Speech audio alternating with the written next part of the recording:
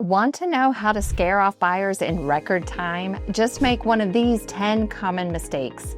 But if you'd rather sell fast and for top dollar, stick around. Hey friends, it's Payne with Riley Real Estate. If you're new here or we haven't met, I moved Kansas City. If you're thinking about selling your home in 2025, this video is a must watch. I'm breaking down the top 10 mistakes sellers are making right now and exactly how to avoid them. Let's jump in. The first big mistake, overpricing based on the past. A lot of sellers are still looking at those 2021 and 2022 numbers and expecting the same outcome. But that market was fueled by super low interest rates and intense buyer competition. Today's buyers are more cautious and rate sensitive. If your price is too high, your home can sit, get stale, and you'll end up reducing it anyway, usually for less than if you had priced it correctly from the start. Sellers need to be open-minded and ready to make price adjustments early on based on what the market is saying about the home. Sellers can also adjust expectations by talking through the current days on market for their price point. Mistake number 2, skipping pre-listing repairs. Little things like scuffed baseboards, loose cabinet doors, or minor plumbing issues send a message that the home hasn't been cared for. And when buyers feel like there's deferred maintenance, they either walk away or come in with a low ball offer. Fixing the small stuff up front can save you a big headaches later. I had a seller recently make some repairs prior to listing. One was mud jacking the driveway.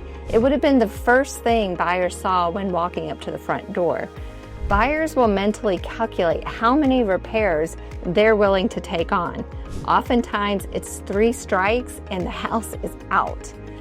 Number 3 is ignoring curb appeal. Whether buyers are driving by or scrolling online, the first impression matters. A dead lawn, peeling paint, or a cluttered porch can instantly turn people off. Fresh mulch, trimmed landscaping, and a welcoming front door go a long way, and they don't have to cost much. This is particularly important for houses that have been empty for a long stretch of time. Having leaves built up from the fall doesn't speak well for the house in the spring. 4th on the list, relying too heavily on online estimates. Zillow and other sites give a ballpark, but they can't factor in your specific layout, upgrades, or neighborhood demand. I've seen estimates that were off by tens of thousands. You need a local market analysis from someone who knows the area inside and out. As a seller, it's crucial for you to look objectively at the condition of the homes selling and how yours stacks up to them. 5th is listing before the home is truly ready. I know the temptation to get it on the market fast, but if it's not clean, staged, and well photographed, you're going to lose out on buyer interest. The homes that shine from day one are the ones that sell faster and for more. This includes when a property has a tenant living in it. The harder it is to show, the harder it is to sell. It may be worth coming to market later when it's clean and empty. Number 6 is not offering buyer incentives. With higher mortgage rates still a factor, buyers appreciate when sellers offer a little help, like a credit towards closing costs or an interest rate buy down or helping with buyer agency fees. It can make your home more attractive compared to the competition, and it could be the thing that gets you under contract. Increasing the number of buyers that can buy your house will produce better results for you. Number 7 is skipping social media and video marketing. If your home isn't showing up in reels, walkthroughs, and targeted online ads, you're missing a huge audience. Buyers want to picture themselves in the home before they even visit it. A strong digital presence makes that happen. I am still surprised by the number of agents who don't use professional photos. There is a huge difference between pro photos and an iPhone. Sellers need to put their property in the best light. Mistake number 8 is letting emotions drive decisions. I get it, selling a home is personal. For many, it's where kids took their first steps, where holidays were celebrated, and where memories were made. So it's totally normal for emotions to run high. But here's the thing, once you decide to sell, your home becomes a product, and products need to be marketed.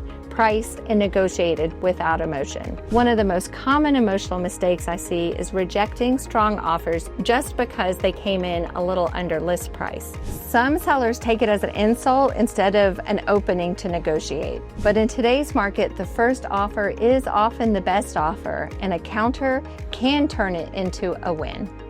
Another emotional trap is refusing to make repairs because it's never been a problem before. I get it, but the buyer is looking for peace of mind. Digging in your heels over a $300 fix could cost you a $300,000 sale. And finally, sellers sometimes get offended by feedback, whether it's about paint color, layout, or staging. But feedback is a gift. It's what helps us adjust strategy so your home sells faster and for more. So how do you avoid letting emotions take over? First, work with an agent you trust, someone who can help you look at offers and feedback objectively. Second, remember the end goal, to move on to your next chapter. And third, treat every part of the process like a business decision, not a personal one. Your home holds memories, but your sale should be all strategy.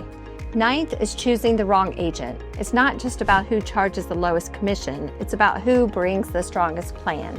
You need someone who understands the local market, uses powerful marketing tools, and negotiates like a pro. Saving a few thousand on commission won't help if your home sells for less or not at all. And finally, mistake number 10, ignoring the local market. National headlines don't always reflect what's going on here in Kansas City and surrounding areas like Basehor, Platte City, Leavenworth, or Overland Park. Every neighborhood has its own rhythm, buyer demand, and price sensitivity. That's why you need a strategy built for your zip code, not just a national trend. Selling in 2025 doesn't have to be stressful, but it does have to be smart. If you're thinking of selling this year and want a custom plan that actually works, reach out. I'd love to help. And don't forget to share, like, subscribe, and follow for more weekly tips. See you soon.